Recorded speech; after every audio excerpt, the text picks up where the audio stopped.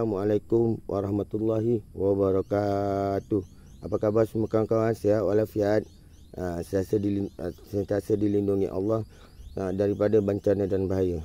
Malam ni, petang ni saya nak cuba nak kongsikan sesuatu. Nak cari-cari nak tanam tebu dengan betul. Pertama sekali kita cari dia punya tunas. Ni tunas dia.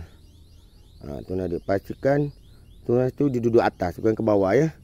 Ni bersama. Pastikan tunas itu duduk atas. Yang tajam ni, dia duduk ke atas tunasnya. Pastikan menghadap ke atas. Jangan menghadap ke bawah. Nanti tak tahu apa jadi. Macam tu. Ini pun sama. Pastikan itu tunasnya ke atas. Yang kedua, nak tanam dia ada dua cara nak tanam. Pertama, tegak pun boleh, hidup juga.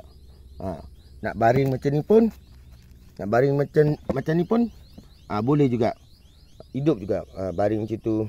Nak tegak pun boleh. Macam tu. Tegak boleh, baring boleh. Terpulanglah pada cita rasa masing-masing lah. Individu masing-masing.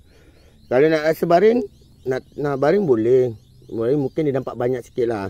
Tapi kalau rasa nak tegak, boleh juga. Dia jadi segumpul kan. Senang nak kemas kan.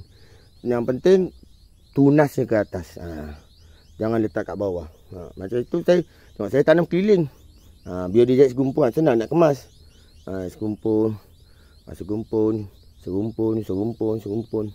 Yang ni kena ikat. Macam ni dia dah besar tu. Yang ni tumbang. Tu tengok tu.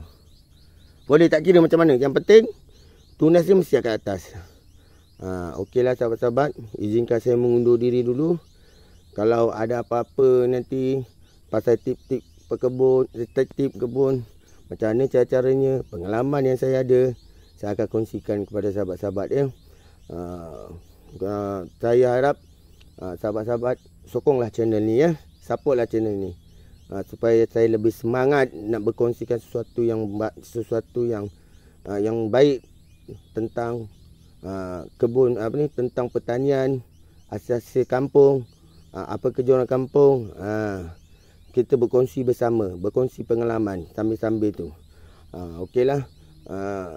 Sampai situ je. Terima kasih pada kawan-kawan. Saya doakan kawan-kawan semua supaya dimurahkan rezeki, dipermudahkan urusannya. Amin amin ya rabbal alamin.